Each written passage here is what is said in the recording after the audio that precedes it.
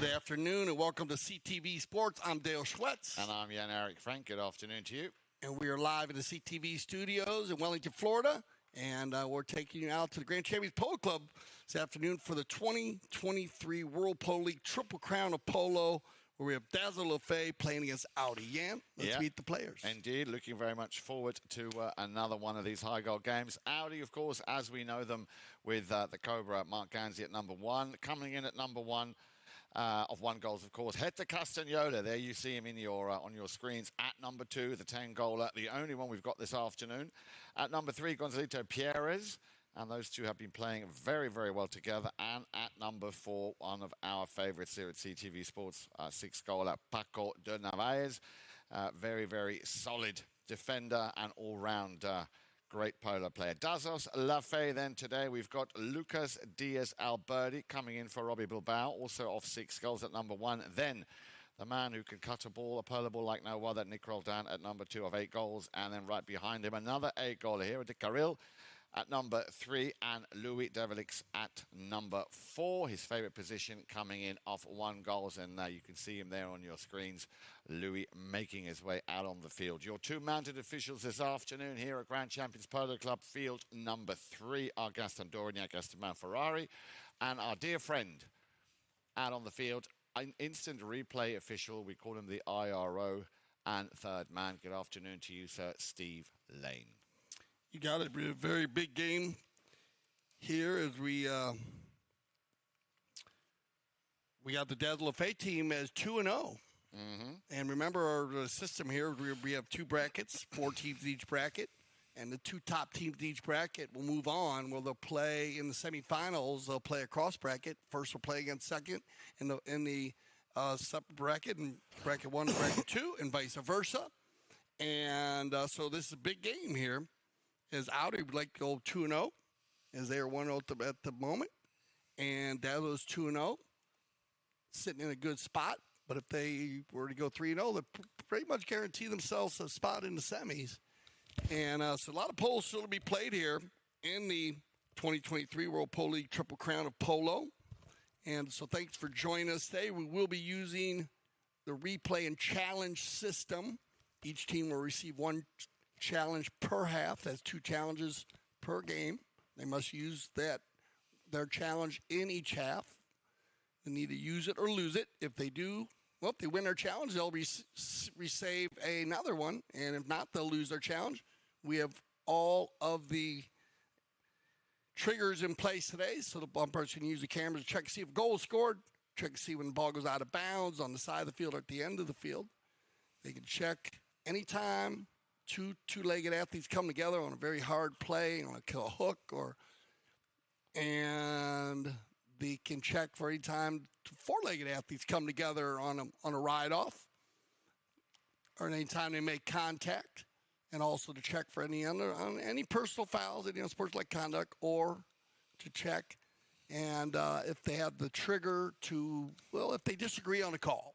If they disagree on a call, they'll go ahead and send that to our IRO/third man, Steve Lane, to help the umpires on the field make a 100% call.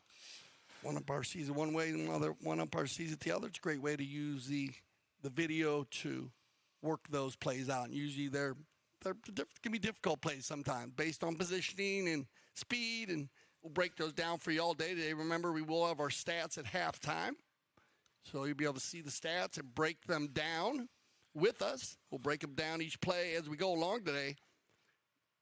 Very solid teams, Jan, this year in our 5th season of the World Polo League. But, man, it has been at a high level this year. It certainly has. And this team, the 23-goal team, Dazos LaFe, one of those, incredible David versus Goliath type of teams, similar to that of Pampinota Biotricity. Incredible team spirit.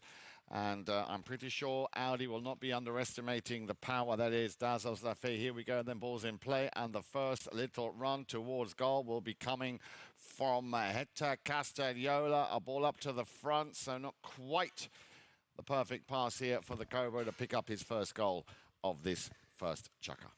Yeah, possessions are going to be big today with these 2 teams. And both teams very offensive. Even though they will play a true 4-player rotation, that's by design, both teams. Whoa, right there just shows you as they're going to come in here with a quick steal early on, and we'll get a quick whistle. But what a steal here. Oh, man. Well, this is very much in what we... Here, check this out right here. Watch this. Etta comes flying in there and with a great steal. And they say, like said, the ball, like you say, put the ball underneath the players clearing out. So you're going to call blocking on them. You can go to play, but put the ball underneath and the player clears out, depending on if he took the right, took the most quickest way out. Well, I was very much thinking of what you've taught me very much, Dad, which is that obviously that line which continues after a play, and that's what I was looking at just now. We'll come back to that in a moment. Let's see now Mark Gansey taking his first shot on goal from an open goal penalty too. Oh, he's put it wide. Well, I'll just say on that is that one play wouldn't be a bad play to look at just because if a player puts the ball underneath your horse and then a player clears out, as long as he clears out the right direction. Right. And have to see the replay on that just to make sure. That's why you have to watch it a couple times. And the horse kicks it, then it's a live ball. Yeah. But now if the ball was there, then they have to give the ball up. Right. So maybe what it is there is as he cleared out, then the other player, one of the LaFe players, took the ball, I think not the player that cleared out. Right. So they needed to leave that ball for Hetta. Yeah. So I understand that, but it's a dicey play because it all goes on. Did Hetta push the ball there? Yeah. Or was the ball? Gotcha. So take play, whatever. They move on with it as they're going to dodge a bullet there because Cobra's been very solid from the penalty line. And that might be the first ones he's missed, I think. He's been without a doubt spectacular, yeah. So we're going to get another whistle here.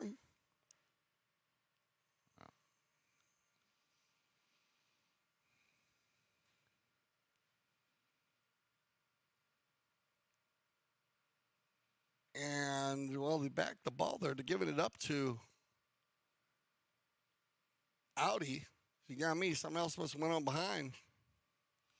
Because the ball would have went in for the ride-off and then hit the ball up. Player hit one on the near side. And we can check with our third man IRO on that one. And here comes Hetta. Castagnola, once again, the starter of all offensive plays here for Audi. Little turn, little pirouette there. In front of him, of course, Davalix. Still Hetta working that ball. Now he's found a little bit of space around the outside. Here comes the shot on goal. It's kept low. And there is that first goal for Audi, courtesy of Hetta Castagnola. Yeah, Hetta was hungry for one. You could tell from the beginning when he shot that first one from about 120. And he hit it well. This is just a brilliant play because you see how he hits it between two players.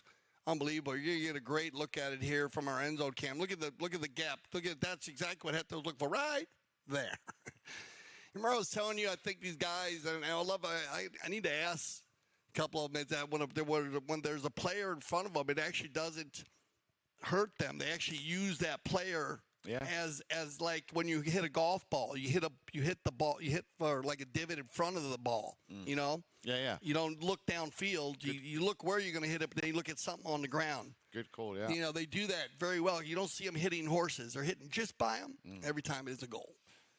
Ball back in play. A little over 4 minutes left here in the first chukker. Remember, 3 goals on handicap given to Dazos LaFe. So Audi initially will be looking to draw a level. But the way that team have been playing, as you said, Dale, 2-0, winning their first against Kwai-Dong-Zi, 9-8. Very close game, beating Richard Mille in their second, 12-11. So, again, never a lot in it. And a lot of that very much due to the team spirit within that team. Castagnola here then looking for his second of the afternoon. Just puts that one slightly wide.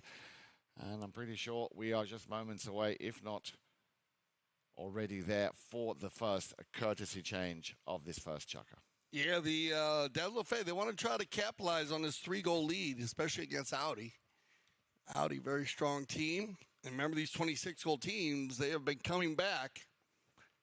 sometimes it takes maybe, 5 chukkers, but they work their way back. And we've seen some great play. So playing against having a 23-goal team, you need to try to capitalize on those goals. You get a good shot right here of Mark Gansey. Looks like some players wear spurs on some horses, some they do not, based on the different horses. Most of the time, all players will carry a whip or a crop. They won't, necessarily use it, but they carry one. Yeah. Just in case they need it. And some horses play better with spurs, some don't. And that's when I say spurs is a very small. They're actually a rule on that. The size of them, they're very small. Yeah, they are very It's not like a big cowboy spur, bull bronc riding spur, One of the first things I read, I forget the exact measurement. I think it's no more than 2 or 2.5 centimeters. Yeah, well, that's the same thing. What they do is with the caulks that they're allowed to put on the back of the shoes. Yeah, and they're very, very. They keep an eye on that, keep that so they're not too long for safety and for the horses and, of course, the fields. And so it looks like we are going to have a knock-in here. So it'll take a little bit longer on this change, as we have one team on the end. We have the Dazos LaFe team. They have their camp on the north end of field 3 here, and then we have the Audi team on the south end. So you might have a little extra time, and the umpires will allow that, knowing that each team is on a different side. And that might push it along a little bit. We'll keep you entertained in between. Don't worry about it. And that's exactly what we do, because remember, the safety of the horses is what it's all about. So that's our first Kersey change, and boy, when they get on fresh ones, Jan, it gets going. And here we go. Nick Roldan sending the ball back to the man who sent him that first ball from that knock-in. Here he is then. Del Carril on a clear run to goal. Well, if ever I was going to call a coast to coast, this is one. Just no butter. Oh, man, I thought the ball went in. I was going to say, wow, what a brilliant shot, but I love the play. As you said, a great give and go, and at full speed. So this game will open up. Both these teams like to play with a lot of pace. Yeah, it'll be Paco. And that pony that Del Carril is on, really something quite spectacular. Once again on the move here, the under the neck Audi getting that ball over the halfway line, and that looks like it's a perfect pass. It'll be met on the near side by Gonzalito Perez. Yeah, just having to lean out very far, but he realized that was a bit too far. Nick Roldan already early on showing his intent here to, as you were suggesting earlier, Dale, to help wherever he can to ensure that Dazos LaFe do keep it a clean slate or a clean sheet. 2-0. Can they make it 3-0? Over to the far side it goes. Ball. It's going to just pop out of bounds right there, so you will have a change of possession, a cop on the pitch. And I think went back a little bit further. Yeah, there they are. So put it right down, and Audi will take possession. Looks like just warming a few horses up here, just checking a few horses. A little time out there. Looks like Mark Gansey. Okay, a little adjustment on his tack. So to make sure everything's just held up there.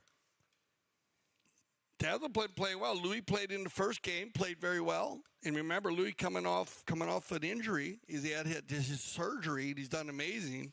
He actually was back in Polo very quick after his surgery and to his shoulder. So be careful. As I was talking with him, don't grab him by the shoulder if you're talking to me. I'm a touchy guy, so I had to be careful of that. But he's a super cool guy.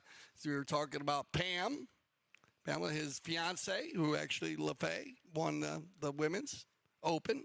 Congratulations to her and all of her teammates. We talked about that. And so it's nice having Dazos LaFe back here in the Triple Crown.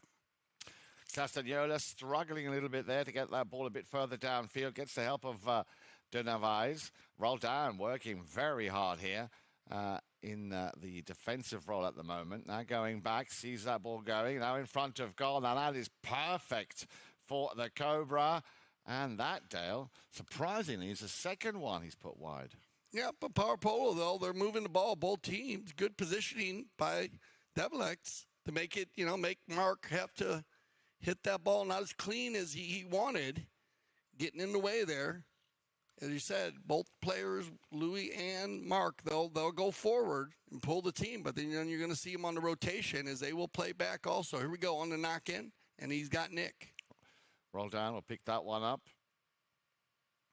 Runs into some traffic straight away. The first man on the play will be Gonzalito Pierres.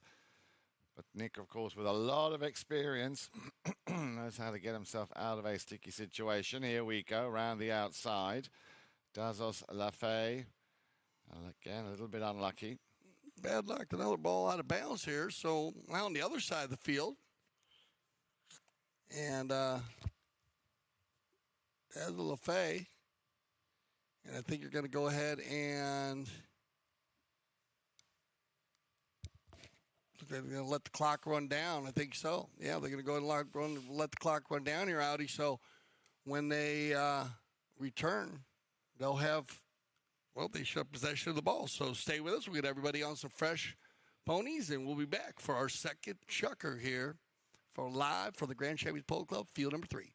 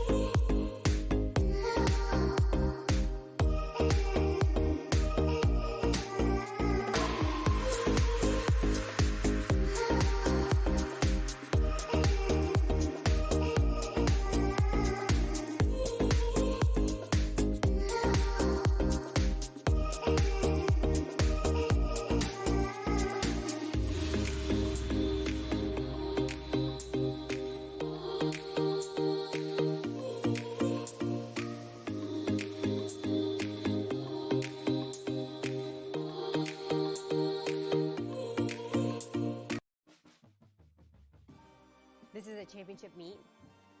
All the best jockeys in the world are here, and I'm excited to ride against them. And you get to watch some really incredible, talented athletes out there. To us, it's a place to be in the winter. I love Gulfstream Park because of the racing.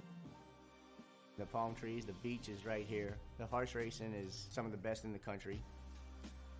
A lot of good horses come out of here. And if you want to go to the next level, Gulfstream Park was the place to come.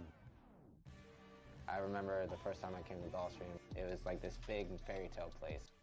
All the history. And all these great horses, trainers, jockeys. It was everything that I ever dreamed of.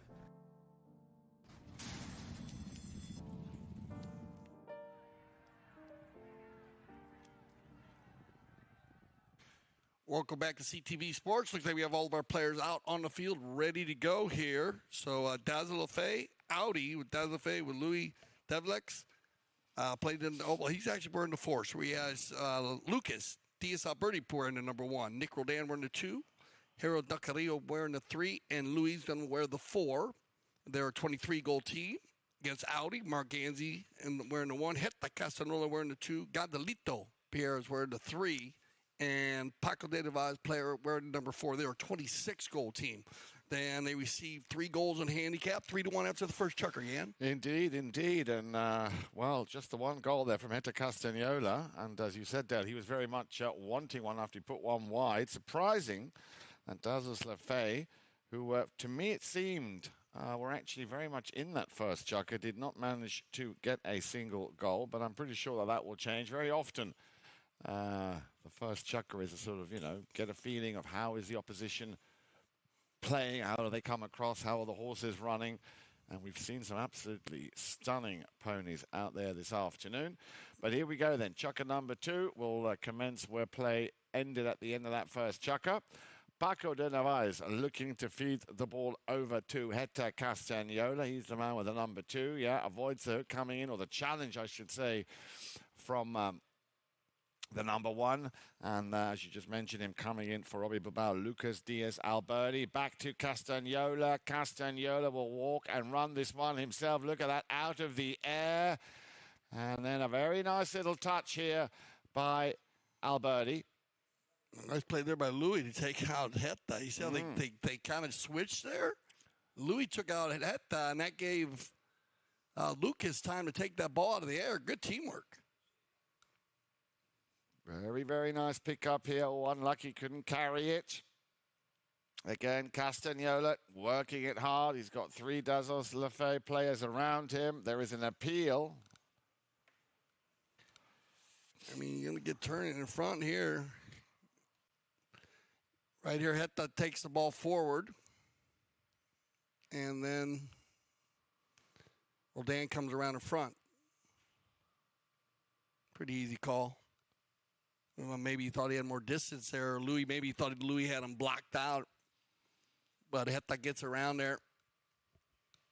Has control there, so they'll move this one in for an open goal. Opportunity for Audi. They had you're going to have a penalty 3 here.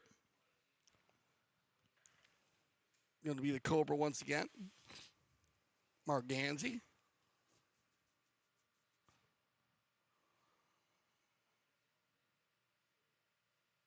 And Mark steps right up. Yeah, this time no mistake by the Cobra. He missed the first one, but now right on it. I figured he'd be right back on it. He's been, like you said, he's been very strong. I think one game make it 5 or 6, didn't he? At least the 2s and 3s, they pass it around. Pass the stick around. As Heta and Gonzo will switch around on the 60s. It's been Heta most of the time, Mark hitting the 2s and 3s. Back and forth on the bowl-in here. Picked up by Daz LaFe, and it's going to be Nick. And looking for Lucas. Oh, little bit of a misplay there by... Oh, that's good shot selection. Well done. As Lucas not wasting any time here. And just bad broken play here. Just bad luck there for Paco. Skips over the mallet, but I just love this play here with Lucas and Father. Amazing player. And Lucas, not wasting any time there. He knew he had all those players coming at him, just teed it up, shot it from way out. Ball back in play, and just to latch onto what you were saying, Dale, you're absolutely right. The Cobra, a total of 10 goals in the last 2 games, 6 in the first and 4 in the second. So. Yeah, unbelievable. So he's been very solid. Looks like he might have broke a stick or something down there in the corner. The Cobra's riding off.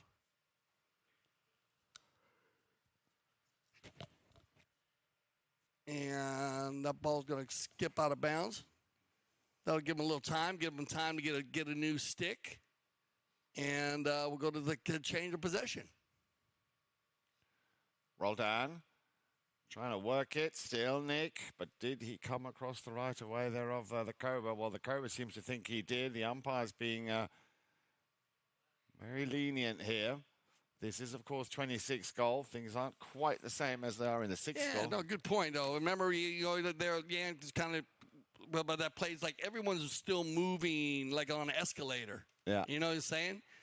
And so that's kind of like where that window just stayed the same the whole way. Where, when you see it closing just a little bit, and as you said, it's 26 goals. So when the escalator's moving and everybody's grooving, they're going to allow those gaps to be tighter.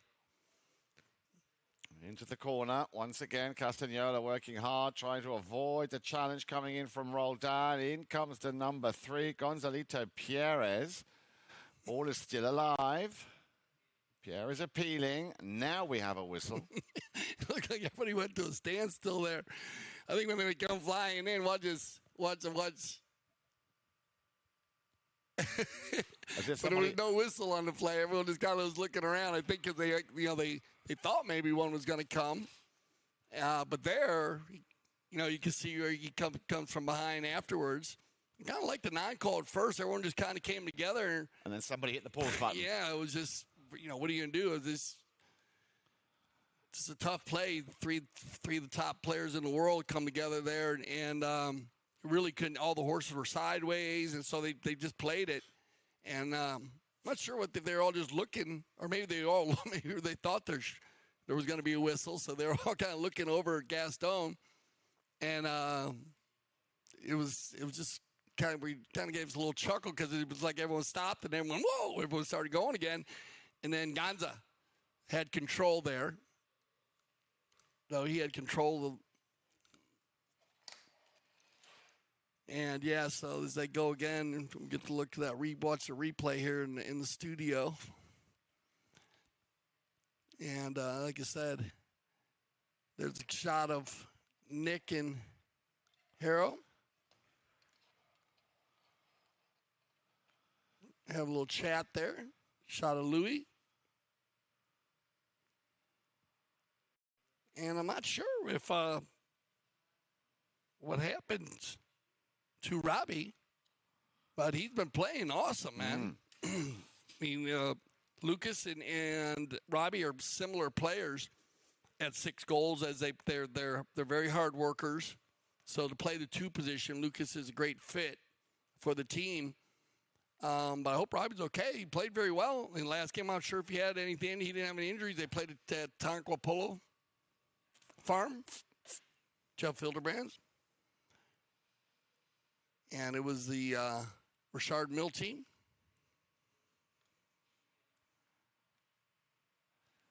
So here we go then. Courtesy change. Done and dusted. The Cobra Mark Gansey going for this penalty to penalty 3. Open goal. 40 yards. Undefended. And this time you couldn't get it. Yeah, he's got that stroke down, man. Yeah. You can see how when he goes to the ball, how confident he looks. But, I mean, perfect swing. Throwing his arm right through the goal, like shooting an arrow. Actually, his wife does the same thing. Mellie's very good at the short penalties. Also, hitting the ball straight. Steve and I, when we were talking a lot about the way she hits the ball, she has a very straight shot. Yeah. With her follow through, and almost like a bow and arrow. And she actually said she's actually pretty good at shooting a bow and arrow. So there you go. Maybe that'll help with your polo game. You might need to put that in the polo school. Here we go then. 1 goal in it at the moment. So Audi still very much trying to find that equalizer. Remember, Dazos LaFe coming in with 3 goals in hand. And but it's been a bit of work here. Just the 1 goal so far. Dazos LaFe need to maybe pick up the pace a little bit, start scoring a few more goals. It's definitely not for the lack of work. Nick roll down there, nicely done. Hands it back over to Del Carril. That was a swing and unfortunately a bit of a miss. Now then, Dazos LaFe, nice positioning. Down the line comes charging Lucas Alberti.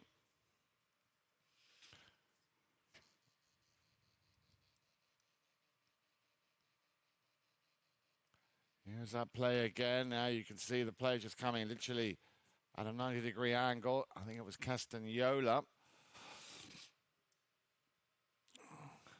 And as a result of that, blocking, help me if I'm wrong there, Dell. Blocking, it looked like. Yeah, they came over the. Let me see if we can take a look at that one again on your screen here, Yan. As they tee up here for the open goal. Yeah, you just got a player just coming in front there. You got to go down the boards and player getting sideways. You're about 70, 80 yards from goal. Players are moving forward there, so they're going to move the ball. They're moving the ball very consistent here in the World Polo League. They'll give the open goal penalty for Harrow on the blocking foul. Go back to the center wheel goal. Switch directions for any new viewers. That's our procedure in the game of polo. And again, this field does run north and south. Nice breezy day, so not a big deal on that. Big open goal here. Here comes Cobra. Now then, but can he follow it through?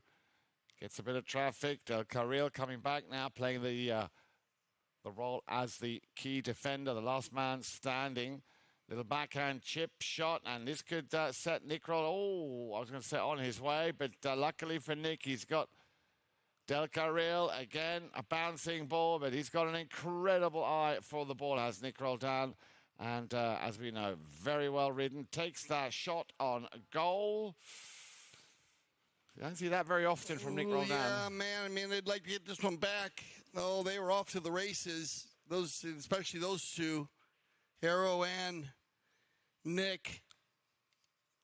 Actually got going. Actually, when Harrow hit it, it bounced.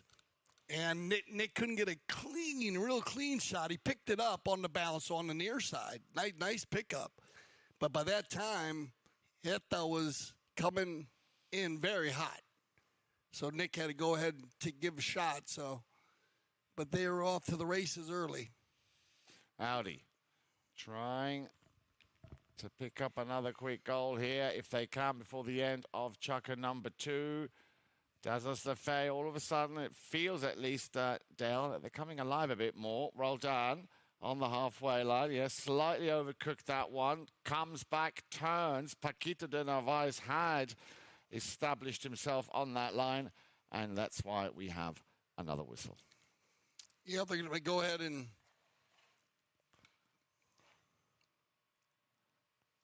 they turn it up. And remember, the old line is where everything is, so it's just pretty easy one there. When the ball gets traveling, and the ball does, unless it's moved. Remember that quick line change. You always look for that, and it looked like, yeah, the ball's definitely coming up and down. Look more coming up and down the field there. So remember, if that line would change a little bit when Nick leaned way out, and yeah, he tried to reach back for it, because he's. And remember, when the ball stops, that the line is the old line. So, and that could be confusing for a player if they were watching another player or weren't 100% dialed in on where the ball was moving. So they'll move this one down for a 60, and Heta will do the honors here. Be his first penalty 4 of the day. Casanova. Now, did that one go in, or did that just slightly shave the left side of that goal mouth? Well, it's based on the fact that the umpires are making their way back to the halfway line, and also both teams realizing that they're not going to have enough time for another knock-in. So I guess that's going to end our second chukker. So we will get everyone prepared here for our third chukker play. Stay with us. We'll be right back for the Triple Crown of Polo.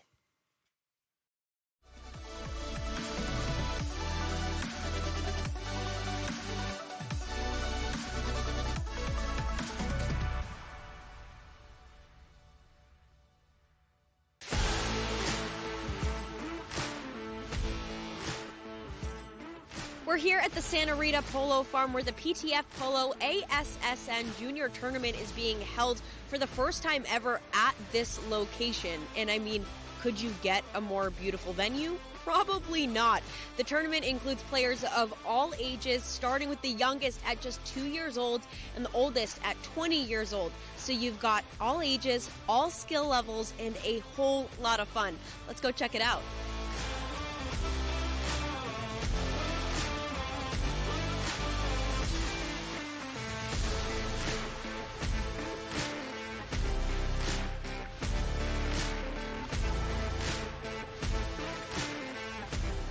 It reminds me of my days when I was in that position playing the kids tournament, and for us it meant the world. So I'm very happy to be here supporting my son and other kids as well, because I think they really enjoy this, and for them it's even more important than for us probably playing the 26 or the 22.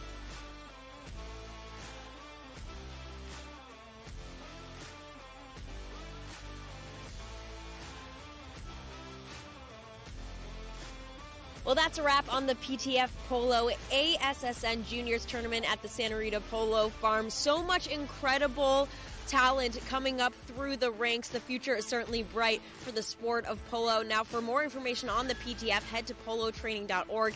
And of course, head to Chukker TV for all of our awesome content, including full game broadcasts.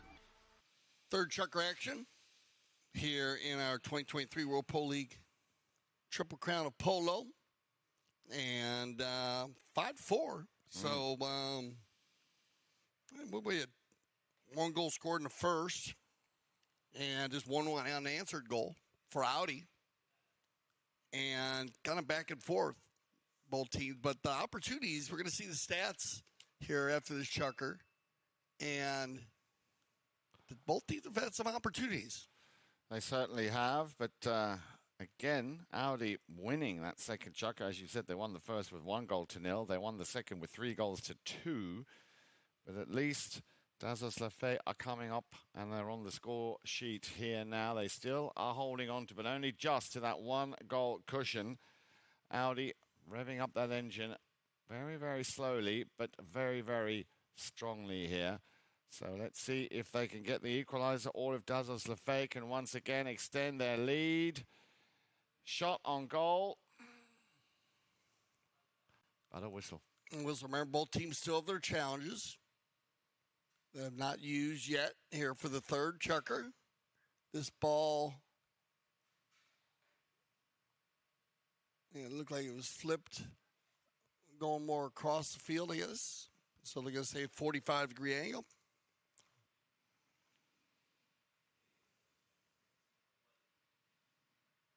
And that'll leave a penalty 5A in favor of Audi. It'll send everybody forward. It'll be Paco. Sends it out towards the right of the field, finding, as he always will, or very often at least, head to Castagnola. But again, I'm liking the work here by Nick Roldan. Wants to shut it down quickly, and, well, perseverance, as you can see, paying dividend here for Nick Roldan. Again, leaning out. Here comes the under the neck. It had a little contact. I'm not sure if it came off the pony of Paco de Narvaez. Either way, the ball has gone over the back line. But he seems to be also quite hungry. No, he was in a good spot. He actually escaped everybody there. I know he maybe took too quick of a shot. You know, he was in a group, and then he escaped. I don't know if he realized he just had the time. You know, he might have been able to go one more time, let it settle a little bit.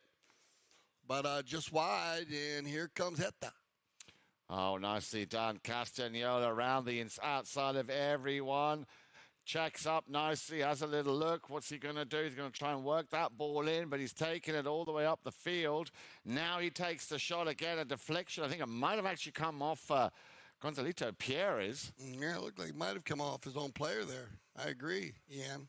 He looks okay. Paco will try and send it back. He does. Pierres wants to give it to Castagnola. Nick Roldan right in the thick of things here. Now then, Gonzalito goes for the under the neck, or tries to tee it up first to center it. There's the open backhand from Del Carril. Oh, he nearly went through. Now then, this will be an interesting one, Dale.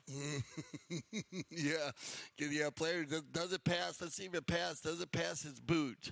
Does it pass? And it doesn't pass his boot.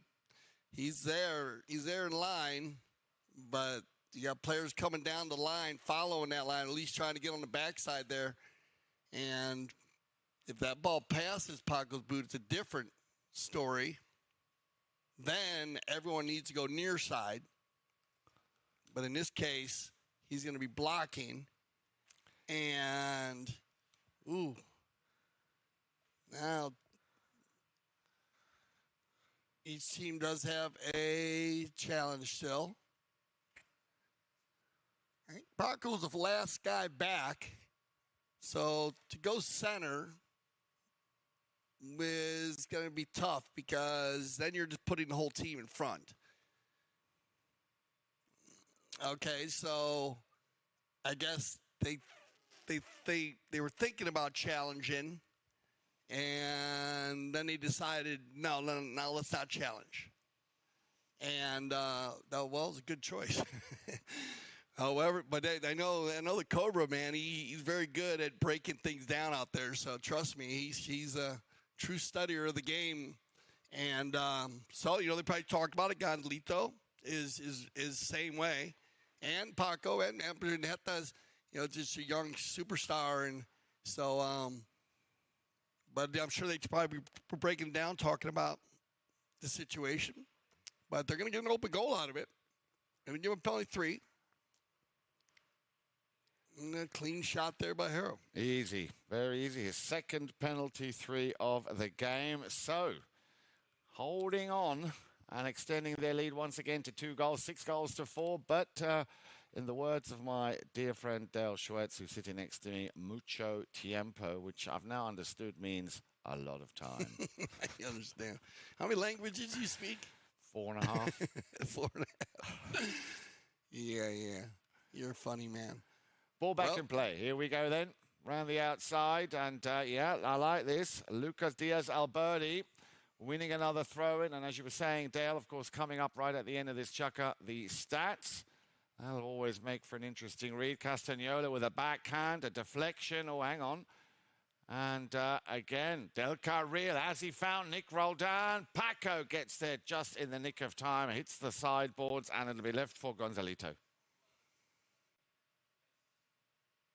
Yeah, they're trying to work it around. Everybody's working well with each other. And Lucas doing his job. Getting in a groove here with Harrow and Nick. Now he's getting some opportunities to get on the ball, too. And well done. Good ball control here, Lucas. Bounces off the pony, though. It's going to go down into the corner. Hetta would check his shoulder. Remember, just before the courtesy change here. So you might see a big run. They come together. And, well, you might have a cluster there. Now, did one of the orange players push one of the blue players or black players across? Watch here. Right. I guess you can say with the contact there with Louis, but I don't know if he's pushing him there. This might be a good challenge here. You know what I mean? Third chukker challenge, you're 3:48. You're going to get on fresh horses. What will they do? Well, you're going to see exactly where they're going to place this ball, too, based on where everybody was. They might go to center on something like this just because there were more players, unless somebody was free down on the last play. Now, no one was back. Paco was the last guy. Yeah. So they moved that ball. And you had 2 players going. So, different type of play. There's Gonzalito and his son, Inda Pierres, young up-and-coming Polo star. And Polo wheelie star also.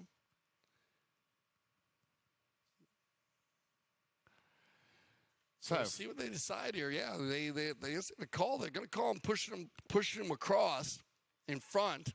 Okay. But they're just going to go center with it. So I'd save the challenge too.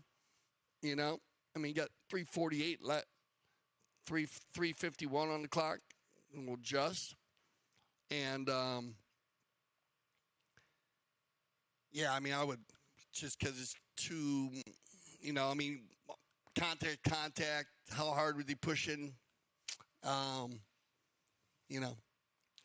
If he was completely off of him, wasn't touching him at all, then maybe go ahead and risk the challenge. But I think it's a good idea here just to go ahead and play this one out, especially because it's going to be from center. Now, you get the 2-point conversion. Remember here in the World Polo League, Triple Crown of Polo, 2 points for any goal scored from behind the center line. Hetta has the ability to hit it that far. They're going to go for the worm burner, though, and nice pass. Stolen away, though, by Nick. And here comes Dazos LaFe. Yeah, they stole it. It was Del Carril who just read it well. Looking for Nick Roldan. Just having to jump over the sideboards, which the ball also did. So another change of possession. This one's in range now, and they might, they're going to be able to dribble this ball if they want. Oh, sorry, actually, they got it back. Ooh, so must have went off one of the other players' ponies. Okay. There you go. Went off of Paco's pony. Remember, on any ball that goes off another pony, if it does, it can be hit by the opposing player. It will go back to them. So here we go. Heta. Castagnola on the move. Look at that. The Cobra going up, wanting the ball. A bouncing ball. Not easy by any means to try and control Alberti. For Dazos LaFe. Good support there from Del Carril on the near side. Puts the ball back on his stick side. But Castagnola, not only good up front in offense, but also knows exactly what to do back in defense. Leaves it now for Roldan. Chip shot. Castagnola, this time cleanly strike. Now then, the Cobra. This is a perfect pass for Ganzi on the approach. And that is very, very cool. Ooh, man, Cobra's going to strike. But this is power polo. Heta takes that ball around the turn, snapped it to Gonzalito on the fly. And if you saw that play before, once again, we talk about that when you're playing in 26 goals, you're dialed in, everybody's running. And they were running and gunning before each pass was made. Great team effort there. Great finish by the Cobra. Yeah, and his signatory little move there at the end. Little Cobra strike. Exactly. Get ready. Here we go. A nice pass from Heta. This time to Gonzalito Pierres. All of a sudden, Audi really revving up that engine. And bang, look at that. Another power polo play. Yeah. Watch Gonzalito moving. Already seeing it. Look to your left. He's out of the screen already. Yeah. And if you're not moving with him, well, he's got 5 yards on you. And now all you can do is fall into the rumble seat and pray. So there it is then, the equalizer with just a little over a minute left to play here. So mission 1 complete for Audi. And I'm pretty sure Dazos LaFe will have to do a little bit of regrouping. If you look at the score sheet, Dale, at the moment, a total of 5 goals scored versus only 3 by Dazos LaFe. Remember, they came in with a 6 goals scored by Audi and 3 by Dazos LaFe. Those 3 given on handicap is where we now end up with 6 goals apiece. So at least they managed to hold on to, not getting behind. Yeah, no, they just said that even with the 3 goals, I mean, this is a very strong team. That's going to click down. They're going to go ahead and manage the clock perfectly here. So when we start our second half, we will have a possession knock-in favor of Audi. Here's our first half stats. 6-6 on your score. Shots on goal, Audi with a few more. And that's what I want to see. Knock-ins and knock-ins. It's even there. Wow. So I thought it might be the opposite there, but 4-4. Throw in, so that makes it easy. 7 possessions. Those are the possessions. Those help. And then fouls committed. That's where LaFe's got to clean it up. Only 2 by Audi, 7 by LaFe. They need to clean that up. 3 goals scored by the penalty line, 2 on the other. But remember those other possessions, even though there were goal shot penalties, those 5s with a team like Audi can be very tough. So we'll go to a little break. There's a good shot of Louis Devick right there. And sitting in the Dazos LaFe tent, Nick Roldan. Stay with us. We'll be back after for our second half here on CTV Sports.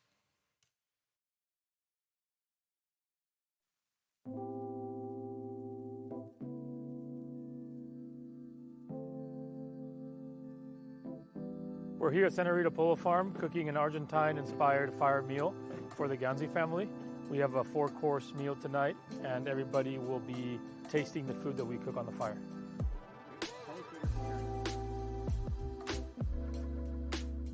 We're here in Wellington at the Senorita Polo Farm. It's a beautiful place that we've come for several years. We love cooking here. The combination of our fire cooking with the table set next to the barn and to the horses just creates a beautiful atmosphere, and we love coming here and creating experiences every year.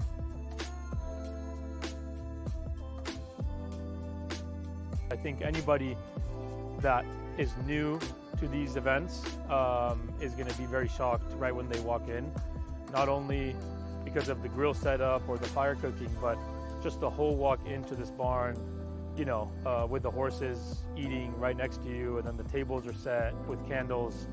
I just think the whole atmosphere around this place is beautiful and very shocking. With the menu, we always try to, you know, bring new things to the dinners, new items. Obviously, we try to source everything that's in season and try to do our best to keep the menu changing and flowing. I'm Augustine Malman, and welcome to my chef's table at Senorita Polo Farm. We were excited to start. The field was amazing. We knew that it was a really tough team that we had against. Mark always puts a really strong team in the field, and it was Gilberto's first game, tournament and everything, so happy that he did good. I used to play a lot with Pablo when I was younger. We were cousins and we played a lot of kids tournament together until we played the Open together. Then a few years we play against each other, and now we had the opportunity to play back again, and it feels really good. Have a lot of connection, and with Alejandro I played last year here with Melissa. He's a great defender, a great back. He plays really simple. He understands the game really good, so he makes things simple. And Gilberto, I think he had a really good game.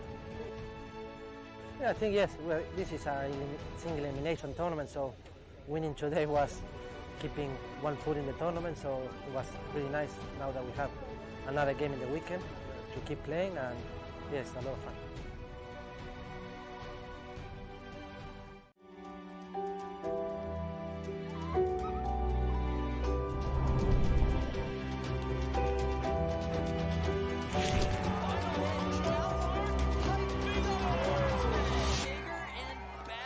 My favorite part about ABSC is seeing all my friends. I have so many friends here at ABSC and USASA, and don't know what I would do without them. Just hanging out with my coach. Hanging out with my coach would be really fun too, but I just need friends too, you know? Everybody needs friends. ABSC is like a really fun place because you're gonna make jumps with friends and you're gonna ski a lot of places. When you see kids, they are smiling, they are happy, they are laughing, they are telling jokes, they are just glowing with excitement, and that just makes me feel confident that we are really doing something right, and that's really what it's all about. You know, this is ABSC's largest fundraiser for our club, you know, and I think the true importance of this is we are making a conscious effort to make sure that kids in the Roaring Fork Valley have the opportunity to get on snow, ski, and snowboard. So I've been a part of the Aspen Valley Ski Club since I was 10 years old, and growing up in the valley was a really special experience because you're open to so many different opportunities, and one of which is being able to ski. And I never really thought that my dreams would come true, but now Aspen Valley Ski Club has allowed me to ski for a living, and I can never be more grateful for being a part of the club. We love ABSC! We love ABSC!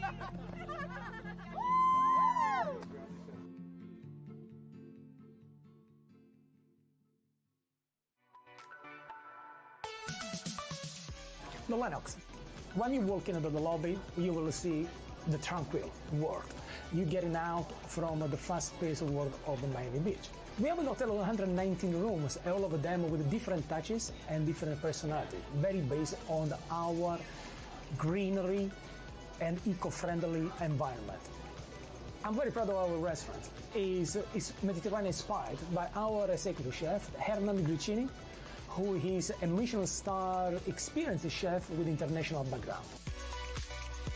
Our pool, very small, very intimate. Remember, Lennox is the quiet and tranquil place in the craziness of South Miami Beach.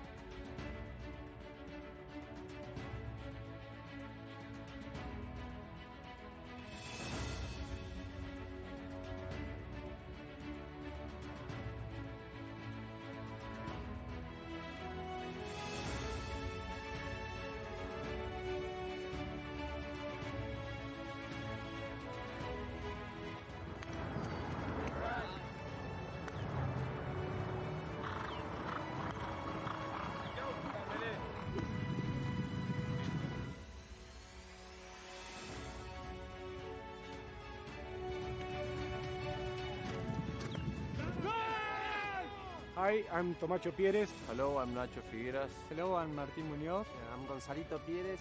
I'm Alejandro Novillo Estrada. Hello, I'm Nacho Novillo Estrada.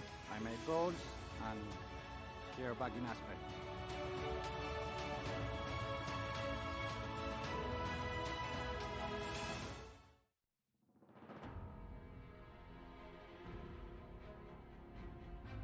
Oh, it was a lot of fun. The WPL is a great tournament. It's a great league. You get some of the best players in the world coming to play it, and so it's a lot of fun to play. It was a tough game. Just really happy we got the result.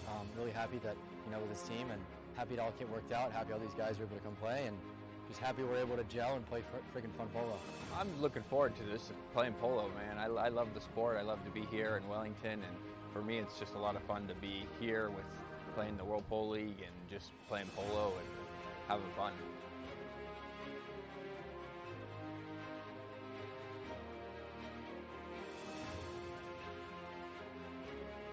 Welcome back to CTV Sports. I'm Dale Schwetz. And I'm Jan-Erik Frank. A very good afternoon to you. And we're taking you back to field number 3 at the Grand Champions Polo Club for our second half of the Triple Crown of Polo. We're here at Dazos, LaFe, and Team Audi. You want to go through the teams real quick one more time for maybe some of our new viewers? I'd be delighted to. Let's start off with Audi in alphabetical order. Well, Audi being A, of course, Dazos being D. Mark Gansey at number 1, coming in off 1 goal, hitting the goal or the target 3 times, 2 penalty threes and an open goal out of regular play. Hector Castagnola, no surprise, also with a hat-trick to his name, 2 out of regular play and a safety, I beg your pardon, a penalty 4, a 60-yard shot. And then he's 10 goals, of course, at number 2. Gonzalito Pierres at number 3, 9-goaler there. And then, of course, Paco de Narvaez, the 6-goaler at number 4. Dazos de LaFe in the orange shirts with Lucas Diaz Alberti. He also hit the target in chukker number 2. Nick Roldan, number 2, 8-goal player, the first of the 2 in that team. Hera de Carril is the one right behind him, playing at number 3. And Louis Develix at 4, playing off 1 goals. 6 goals apiece is how they left the field after the first half. Yeah, the Audi team played very well, as we said, scoring goals and passing very well between the team. But opportunities there for the Dazos LaFe team. So these guys get just down in a little bit. A few more fouls in the first half. They gave up 7 possessions, and 2 of those were penalties from, 3 of them actually were open goal penalties. We had 2 for open goals and 1 on the same chukker where Mark he's 2 for 3 on his open goals. And Heta has 1 penalty 4. So just clean that up a little bit, really, and that takes care of, 3 out of 4, 3 of the 4 goals. Yeah, so, and I have to correct myself. I made a mistake there. Of course, we had a goal from Gonzalito Pierres. Yeah, they mixed it up well. Everybody scored a set. Paco, but Paco, he plays back, and he usually plays a deep back. Don't be surprised you don't see Paco start running through a little bit, because Audi likes to do that. Here comes Hero, though. Ducario inside the 40, 30, shuts it down, and the sword fight going on, and he's going to pop one in there. Yeah, well done, Hero Del Carril, picking up his 3rd goal of the match, and that's a good start here for Dazos LaFe in the 4th chukker. Okay, so whistle on the play. They'll stop the clock. They're going to play the continuation, though, here, as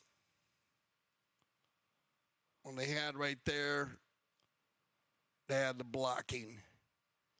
And right after the shot, and so the ball went in, so they go ahead and count the goal. Ball back in play. Dazos winning the throw-in again. Leaves it behind now for Lucas Diaz Alberti. Just deciding where to play it or what to play. He's got Del Carril behind him now. Well, keep an eye on Nick Roldan. But looks like Del Carril might just have a crack at this himself. Still, Del Carril gets a challenge in from Gonzalito Pierres. right in front of his own goal mouth. Very different, but not difficult, but very risky.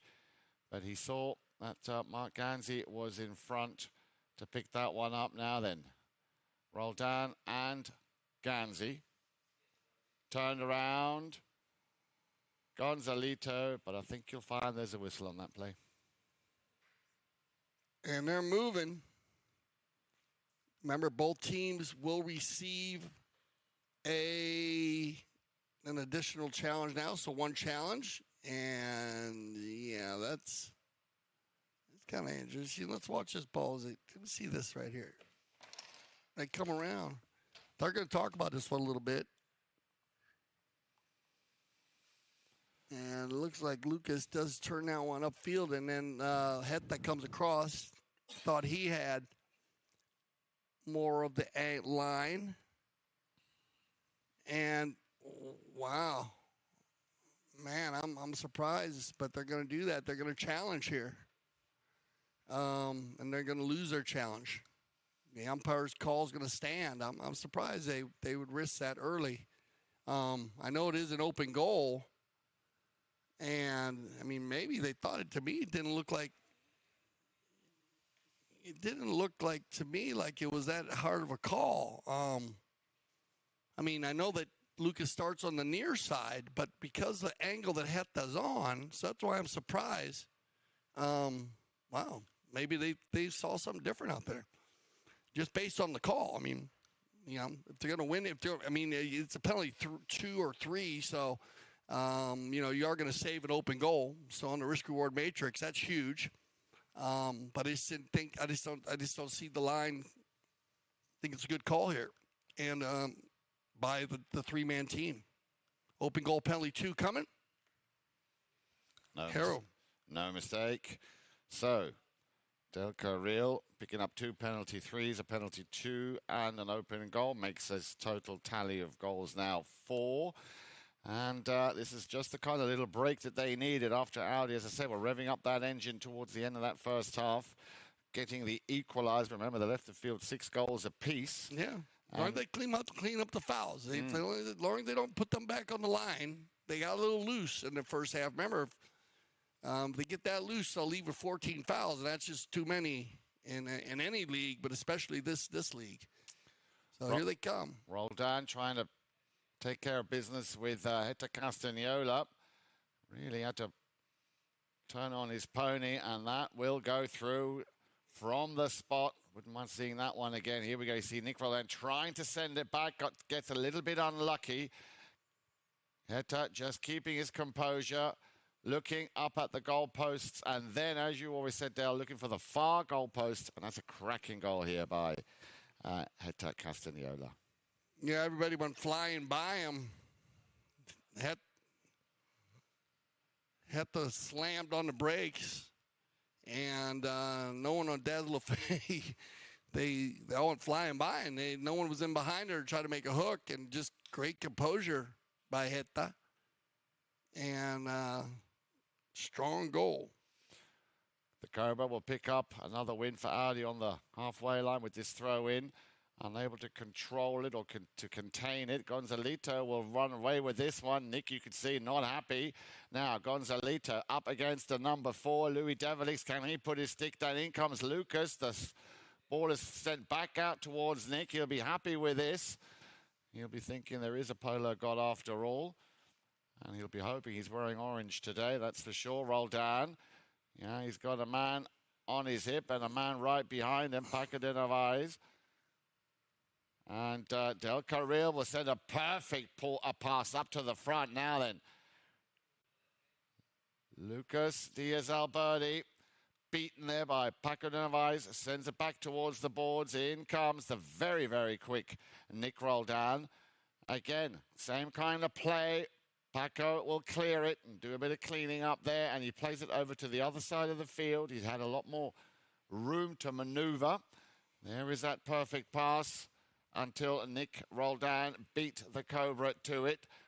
Little touch, but only a little touch by Gonzalito. Very quick now, this Dazos LaFe team. Del Carril working hard, and Nick Roldan coming right back into the thick of it as well. But another interruption with a little over 3.5 left to play. Oh, back and forth here. You'll probably get a Kersey change. That's clean right there. Good non-call as he started on the near side. Tried to flip this one underneath. And let's just say that they're overlapped there. Not exactly sure on this one here. They came together. They slammed it down, slowed it down. We're going to go to Kersey change. And it looked like Nick went on the near side. It might have been overlapped there, and he wasn't allowed to go on the near side. By coming in from behind to steal it on the near side. So we'll see what they work out here, yeah. Let me take a look here. We have the ability to look at the replays here as they'll look it over. They said it was a great non-call at first because we had Gonzalito on the near side. Then he tried to flip it underneath the horse. They came together. Gonza takes it forward. And I'm not exactly sure what they called, to tell you the truth. It looked like Gonzalito wins the ball back on the offside. And player came flying through to steal it. I don't want to say he fell over to the top of the line, but I don't know. We'll see if they decide to use a challenge here or not. See where they do the ball placement for Audi. It's in favor of Audi.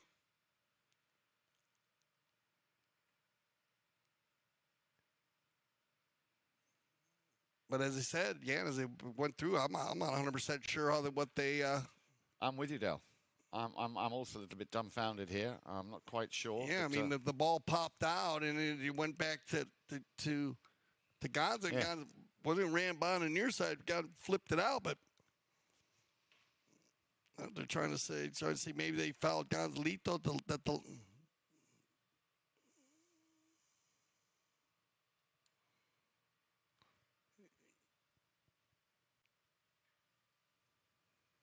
Yeah, great. Good, just great play. They challenged it.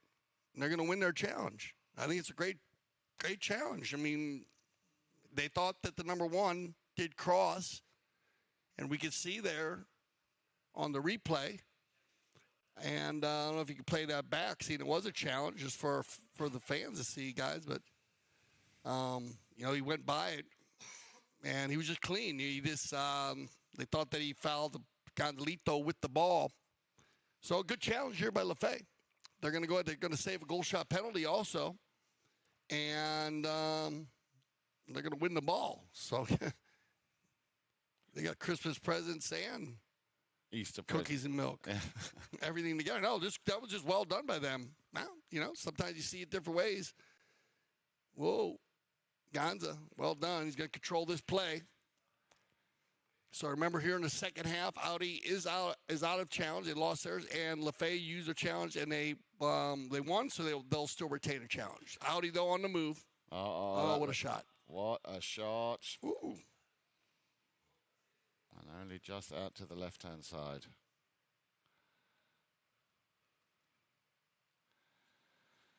So, clicking the clock down, just under 3 minutes, and Dazos LaFe still holding on to that lead, even though ever so slight. And we said this at the beginning here, Dazos LaFe, very much a similar kind of team to that of Pampanorte Biotricity, meaning that they will not give up without putting up a serious fight. This time, though, of course, no mistake. Not much Del Carril could have done there. And with that, we have what we did at the end of the third chukker, a pair of eights. So the equalizer and another goal by Hector Castagnola. Yeah, what a great goal here. Just shoots it from way out. Oh, just off the post. Unbelievable. And so that'll push him right there. Get the equalizer. You can hit it from everywhere. Back to center is going to be picked up here and controlled by Paco. Got Gonzalito. Head up. Beats Lucas Diaz-Alberti. He saw that the Cobra was going towards that goal mouth, but so was Nick Roldan. A bit short there, didn't quite reach the Cobra, but another whistle. Yeah, he's a little choppy here, but let's see, it goes downfield. Bounces off, and player comes over. Yeah, just a little block. He wasn't exactly sure where that ball was, so they'll just go with the 5A from the spot. Just a little blocking foul. It'll be taken forward here by Del Carril. Didn't quite get the power on here on that shot as he wanted. Now, once again, these two have been working and fighting very hard. Nick Roldan, very well mounted. Look at that, pushing Hector Castagnola further back into the half of Audi. This is what Nick will do. Give him half a chance. A little hook there. He's come out on top. He's got the ball back. And Nick will take a shot on goal. Could have maybe taken that second or two longer. Because like I say, normally Nick will put those away in his sleep. Not even think twice about it. Let's have another look at that on the replay. Yeah, Nick, he did a great shot. Hammered him from way out. He's another big hitter. He's trying to hit. Here's one of those plays Hector can do. So can I go. They're both going for it. And what a game, though. Tied up here. Great polo match. Now, Roldan, opportunity here. Ooh, I thought he might let that one go. Oh, loose ball play, Harrow. And Hero will not make a mistake. Give him a chance like that. It all started with that work. The second approach here from Nick Roldan. You can see it again. Nick here trying to tee it up. I think he was intending to go for an under the net. Couldn't control it. Heto a little bit too slow off the mark. And then well read and clinical finish here by Del Carril, picking up his third goal here in this chukker. Yeah, good way to finish off the chukker. So we'll send him off, and we'll be right back for our fifth chukker play. We're live on CTV Sports.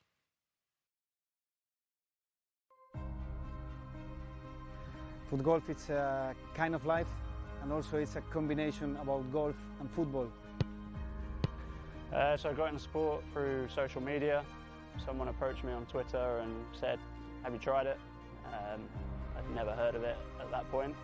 So I went to my local course and tried it and just completely fell in love with the game. This is not as easy as it looks on your body. It's a lot of kicking. We don't normally kick this many hard kicks in soccer. For me, this and the U.S. Open are the two top U.S. tournaments. It's something we all look forward to every single year. Great fun, and I think everyone will enjoy it when they try it. You can't not have fun. When you set goals at the start of the season and you're able to achieve them at the end of the year, I think I can speak for everyone and say when we set goals and we make the sacrifices that we make, which a lot of people don't see, and then it all comes to fruition, it's a good feeling. I literally live, breathe foot golf.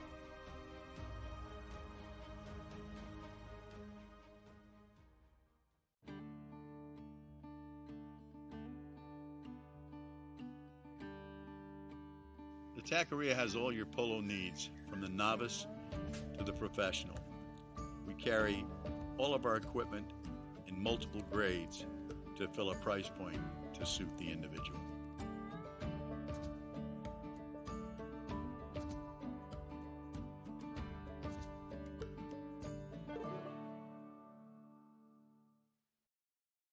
Well, we went into halftime, came out, and wow, Daz LaFe. We were talking about it. You know, remember the one thing they said, they had a lot of fouls in the first half.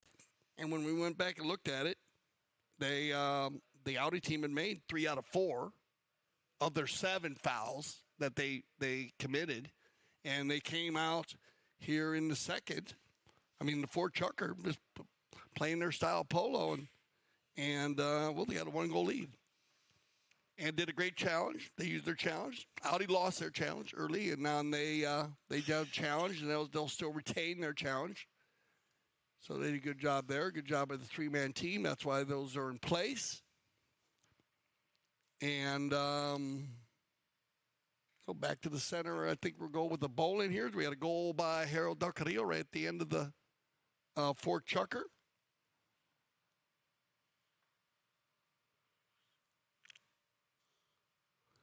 But that's good. They're going to bowl in from right here. They're going to bowl in right from underneath the high camera. So you're going to get a good look at the bowl-ins here. And away we go. Ball's back in play. Paco getting the first touch. Castagnola and Del Carril just making sure they're on the same page. Once again, Paco, nice little turn. Nick Roldan sends it back downfield. Lucas not able to get a clean hit on that. Paco will send it back up and over the halfway line, but not very far because Del Carril, and he will leave this one for Nick, and Nick will now send that one back up to the front. This is a great play by Dazos LaFe, and he will hammer that one through, and that puts Dazos into double figures. Wow, what a polo play there. Del Carril and Nick have been playing stellar polo. First time we've seen them play together, and they are just another dynamic duo now.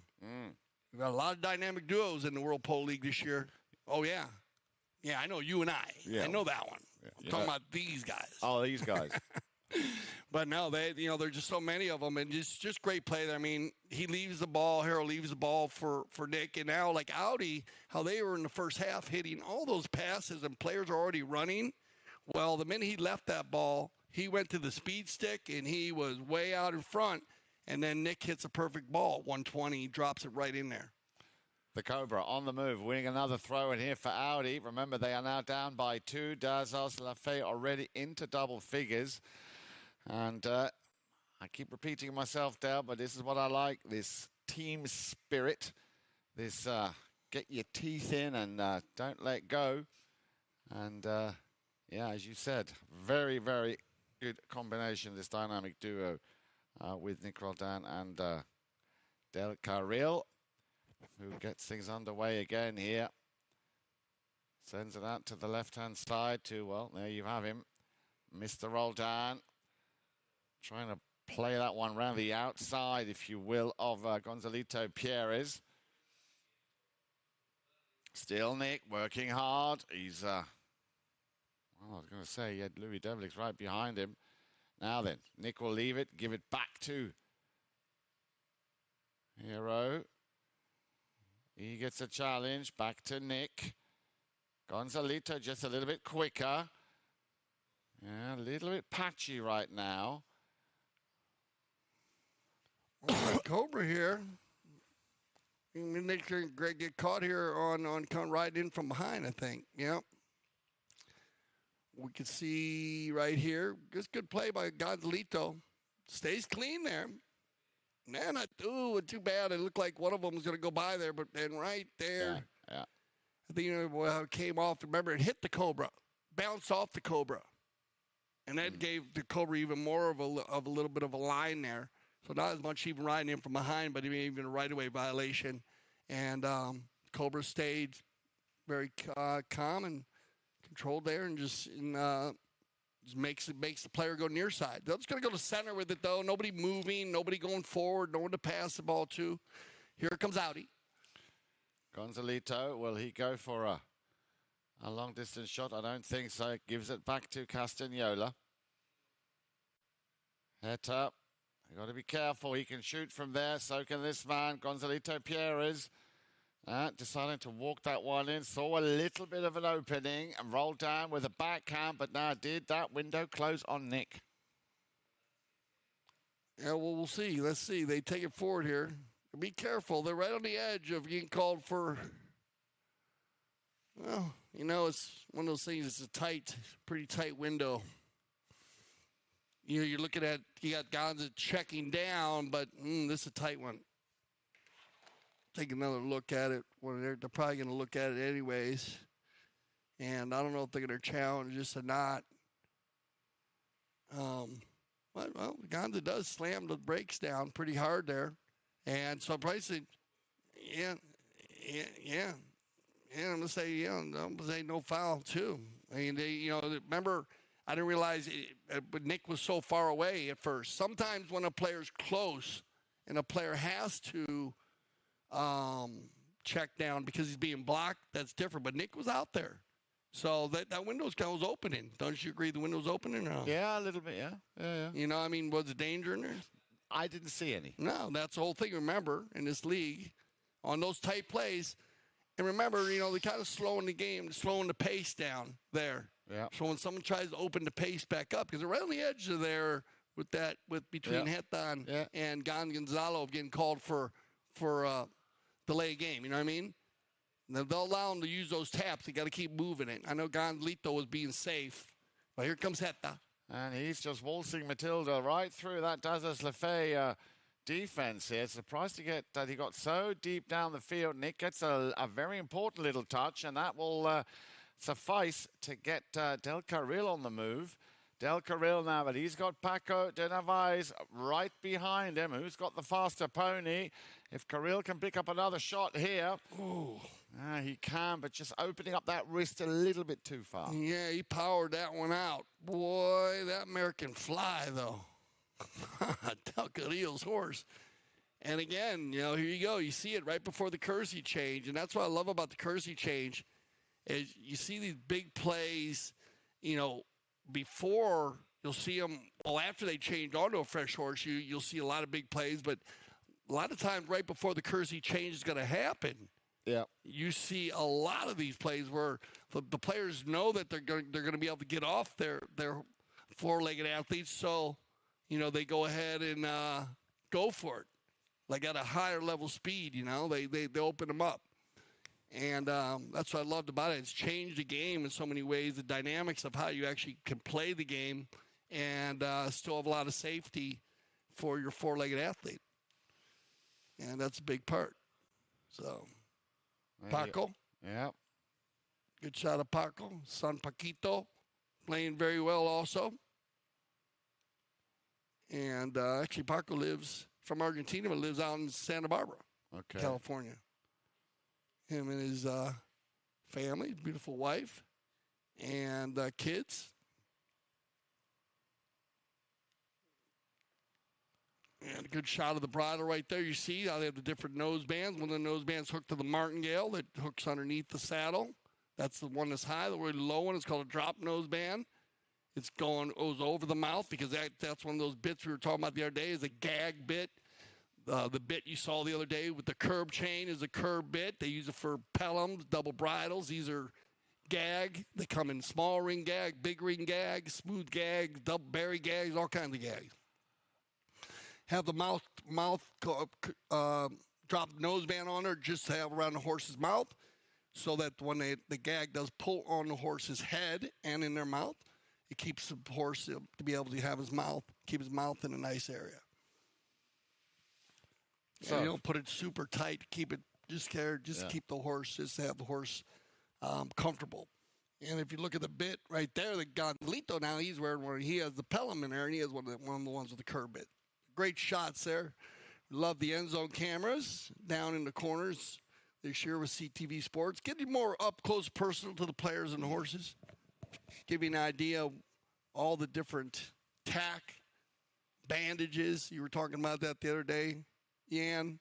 Look at the different bandages they use. You have the boots on there. You see Paco has boots over the bandages.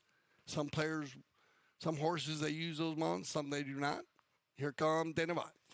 And sends everybody on a bit of a wild goose chase. Then sends the ball over to the left. A lot of space here for Castagnola to work with straight away. Lucas Diaz-Alberti coming back. But Castagnola also, of course, very, very well mounted here.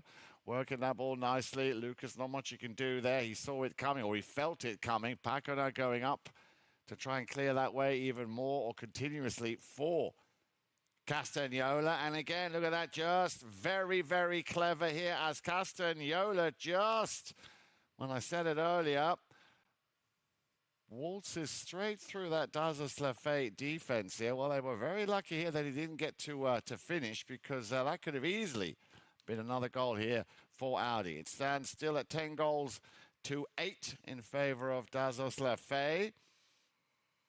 Little near side backhand. Oh, but we have a whistle.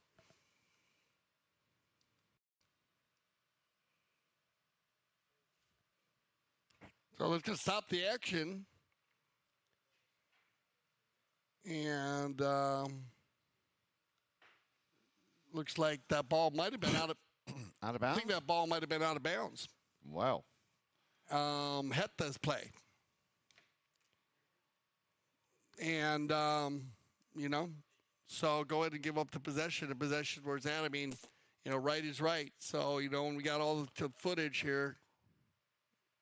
And that ball is out. Yeah, it was. And remember, you need to be able to see green in between the white ball and the white line. Yeah. Green in between. You can remember that, right? Yeah. Everybody remember that. Green in between. I'm still. That's what they're telling them in our goal judge school. Yeah, green in between. Yeah, I'm still very much liking the one that you said to me the other day when you said groovy, like a 10-cent movie. Well, they used to have 10-cent movies back in the day. You're not that old, Dale. Come on. Yeah, as I said. So they took that back based on we had the ability to embrace the technology, and so with that we brought it back, and it was LaFe had possession, so fair is fair. And actually, I think good sportsmanship there by Heta. He actually was letting them know. I think Heta. And so they went and checked. They had the ability to check it, too, while they were playing. So, good call. Audi looking for an opportunity here. Gonzalito being shot down. Yeah, not happy that he didn't get a whistle on that play. Dazos LaFe trying to open things up nicely. And here we go. Now then, you do not want to leave Nick Roldan on his own like that. Nick will get the putter out. Oh, my goodness. Ooh, leaning way out, huh? Looked like he was riding a slalom ski there. He almost had his shoulder on the ground. I don't know how he leaned out that far and didn't fall off, but they're going to dodge a little bullet here, Audi, on the breakaway. Let's see if they can get it back. Now it's going to be taken around by Lucas.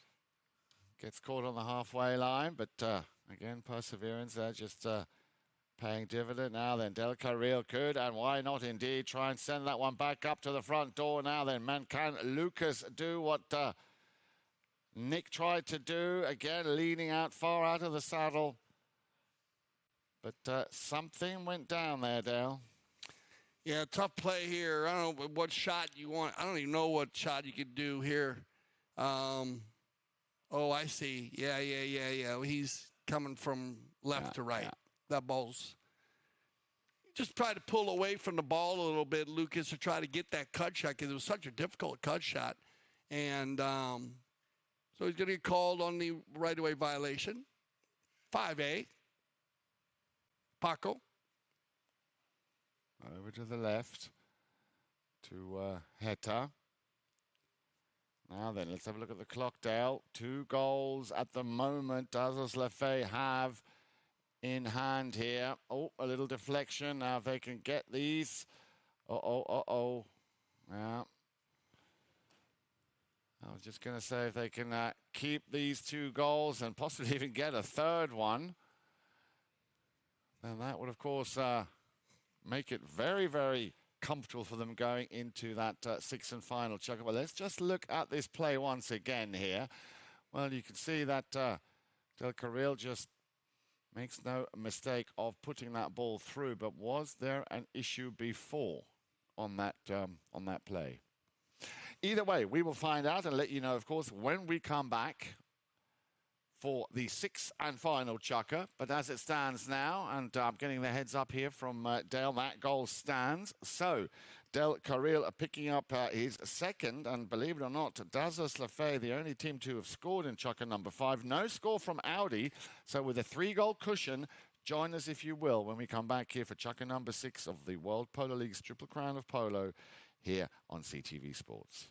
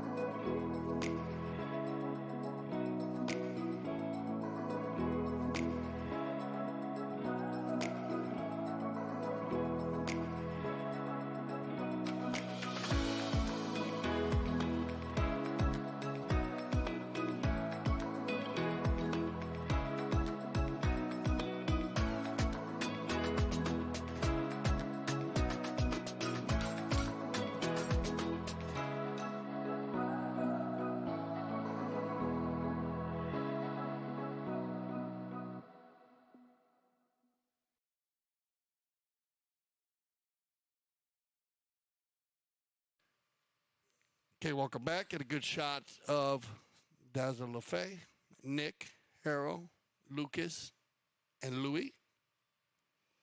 And walk around, riding out like a true team. Like the Four Musketeers. Four Musketeers, yeah, he's going for it, man. Well, they got smiles, and they can I can understand they have all reasons to have smiles on their faces. They picked up 3 goals in that last chukker. I beg your pardon, 2 goals in that last chukker, making it a 3-goal advantage. Unanswered, huh? Exactly. Yeah. So here we go then. 11 goals to 8 in... as we go into chukker number 6. There you have it on the score on the top left-hand corner of your screen.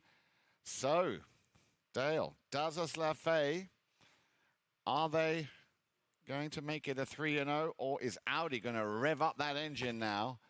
And yeah, well, a lot of time here. Like you said, mucho tiempo, and this Audi team, they can score a lot of goals. Like you said, the one thing that Dazos done very well this is half cleaned up the fouls. They had 7-3 in the first half, and but Audi, they can turn it on, man. This team's very, very strong. So mucho tiempo, 6 chukker action, and away we go. Here we go. Ganzi getting the first touch, tries to send it downfield, looking for, and looks like here we will see Heta coming down the line. Mm-hmm. Yep, so a little quick line change as we talking about it. Quick line change, Ganzi hits it down. This is just a great play by Paco. This is second effort type style where you need to go ahead and work it out. You got to make things happen now. And Paco is a perfect guy. He'll tell you he knows how to do it. The little things that count. That little just stab in there changes the game. And because if they hit the back shot there, they got a player going downfield, and you're lined out again, standing flat-footed. But well done. Paco picks out. Heta gets the right-of-way violation, and now an opportunity to get it within 2.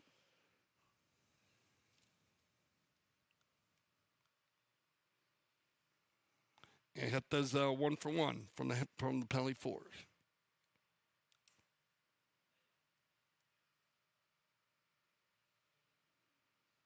Oh, kind of big opportunity. Different for him. Yeah, it's a bit controversial. He's usually hitting that ball so high you can't even see it.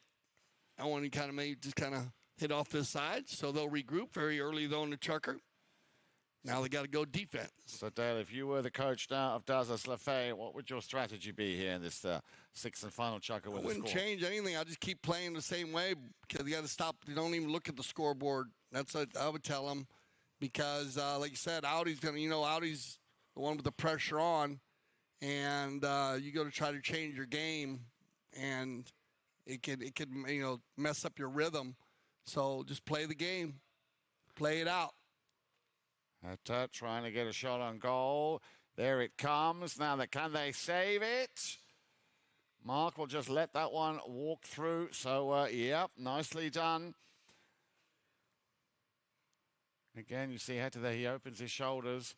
Then he takes the shot, timed it just right. And the Cobra will just take Louis Develix out of the equation to let that ball go through. Yeah, no, lucky, just bad luck for Louis that watch his ball. That it gets past Mark's boot right here, right there. It's by the boot, and that's where Louis just gets there. So it's a little tough because they call blocking, but they're looking for that ball that goes by the boot, and Mark just not going to make a play on the ball, knowing it's going in.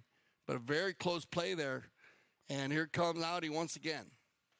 Luckily there, Heta would have been through, but very good defensive play by Lucas Diaz Alberti. But hang on. Paco de Navai, he's taking aim, gives it to Castagnola. Del Carril peeling. That not being heard. That is the shot we were talking about. And bang, look at that. All of a sudden, Audi in double figures. A nice shot here as he gets to the open space. And luckily, a ride for that one. Trying to get it. This is just an unbelievable shot. That's it. That's what he was looking for from the 60. Hit that ball like 50, 60 yards past the goal. Hit that one really good. And there you go. 1 goal difference. And we have not got to the Kersey change yet. So let's see if Dazos can get back to their rhythm. As Audi's been dialed in here early in this 6 chukker. Del Carril. He's got Nick on his left. He's got Lucas now behind, who will pick up that ball. Lucas pushing hard. Audi gets a piece of it. Del Carril will send it back down the field. Nick Roldan in the perfect position, but a whistle. When they come together here, let's see what happens. The ball gets backed out by Gonza. And then it bounces off the pony. And I guess that's going to go against. Let's see if they're going to go to the Kersey change here. 4:16. Gonza turned up on that. And bounced off Lucas's horse. Lucas was blocking him there. There's Inda again. Gondolito's son. Good shot. I love those Audi jerseys. Great jerseys out there. Casablanca. Nick Roldan switching up. There's Bally, Nick's barn manager, top trainer. Travels around everywhere with Nick's string of horses. He turned up there, and we'll see what their final call is here. The ball got back. That says it went through Gonzalito's past Gonza and hit Lucas, bounced out. And they might be called a blocking foul on Lucas there. So it's going to be penalty 5A from the spot. That looks like what they're going to call. And here you go, 1 goal difference. And still a lot of time. Well, if they keep this up, Dale, at the moment it's 2-0 in favor of Audi. They have possession. And that will put a little bit of a dampener on that hard work by Dazos LaFe. If you look at chukker 4 and 5, it was 5-2 in favor of Dazos LaFe. And at the moment, and that's very important, it's 2-0 here. This is Nick knew that he fouled. He was trying to get out of there. The problem with this is that this ball might get moved based on how they've been calling it today. And everyone's covered up downfield, so they might keep it at the 60. We'll see what they decide to do. Yeah, I think this is a good 60 because everybody's covered up downfield. Louis did a good job. He was in his spot with Mark. And so too much, no one to pass to. Gonzalito, Nick's in position. If Nick doesn't foul, he's in position. Nick fouls, so he's still in position. And more than Louis was right. And you can see on the cameras there, on the different angles, way down that Louis was in a good spot. So you got to leave it at 4. And they're going to pass the stick, the Gonzalito. And I'm surprised after he hit that one off, that wasn't a penalty shot. He hit that other one pretty good, but he's going to pass the stick to Gonza. And Gonzalito looks like he's going to drive one home. Well done, Gonzalito. Indeed, and that is the equalizer, Dale. Yes, sir. So 11 goals apiece. And still plenty of time. Well, you can see smiles all over the Audi squad there. Yeah, big gasp. Here we go. Perfect timing. About 3 minutes, a little bit more than 3 minutes. Tied up. So let's see who finishes. It's all about finishing now. Castagnola, one-touch Polo. The ball came from the halfway line and not much in it there either. Just ever so slightly out on the left-hand side. Yeah, he drove that one home. He might have been able to keep that one a little lighter on the field. He had Gans. They had Mark all by himself there. He went for the goal. And not sure how much angle he really had on there with the player being that was blocking him. But Mark was by himself if he wanted to go for the shorter play. But that ball got out of bounds. It looks like we're going to check on one of the four-legged athletes. So we're going to stop the clock. And we'll make sure everyone's okay. Is it right down in the Audi tent area? Looks like they're checking one of the Audi horses. Yeah, looks like the Mark. So they got that all taken care of. And here we go. Knocking coming. Del Carril. 3:07 on the clock. 11 goals apiece. Audi looking for their second win. Dazos looking for their third. Gonzalito gets hooked there by Lucas.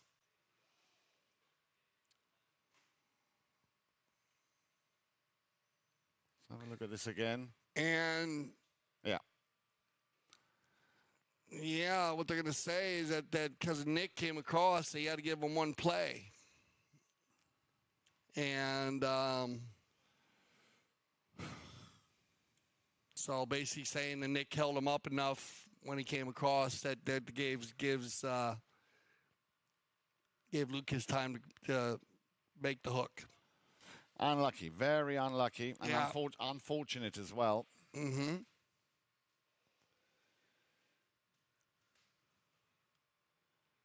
Now they still have a challenge, and I'm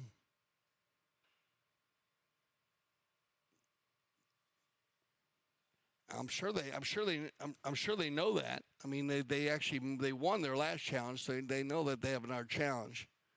So they know that they were gonna. Now that was remember that call there. They're gonna go ahead and save it.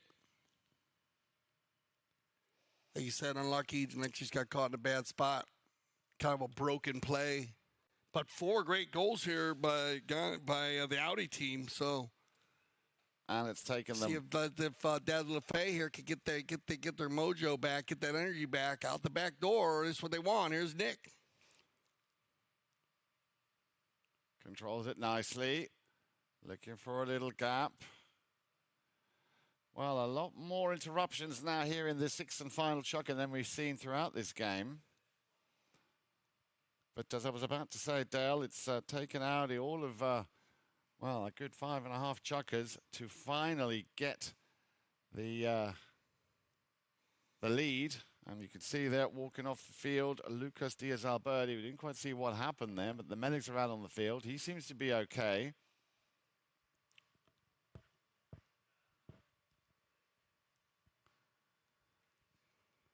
Something must have happened. Yeah, something must have happened on the Lucas here. Yeah, it was out of the play. He came together with Paco in the bowling, and maybe we could catch it. Yeah, we could catch it on that.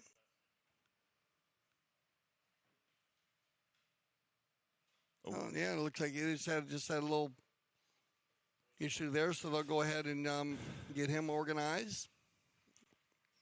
They'll attack timeout.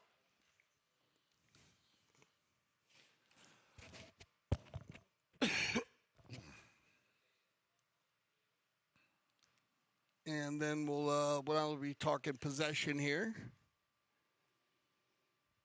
Is who had possession? I think Nick had possession, I'm pretty sure. So you probably get a fair play bowl in here.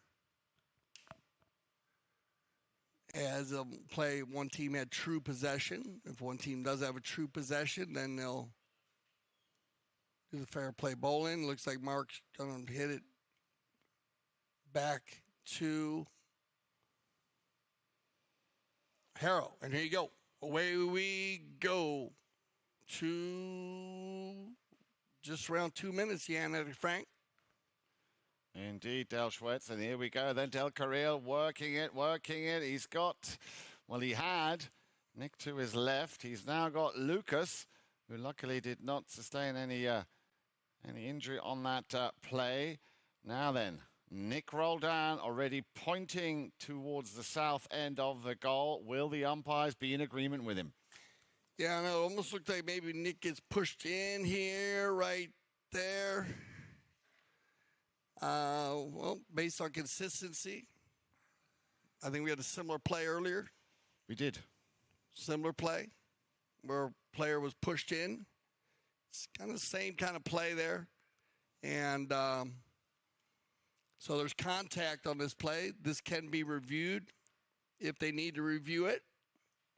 And or they can trigger this if they want to trigger it based on the contact between the three players.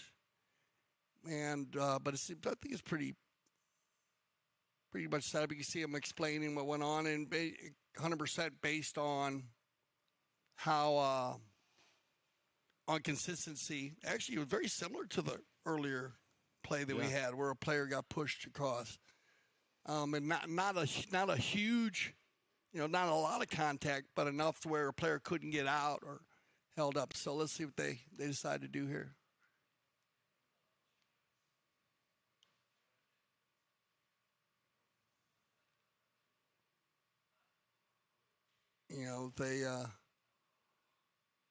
They're going to talk. I don't know if they have they'll use their challenge or not.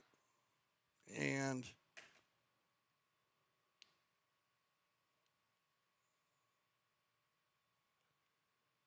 so they're going to say foul against the orange.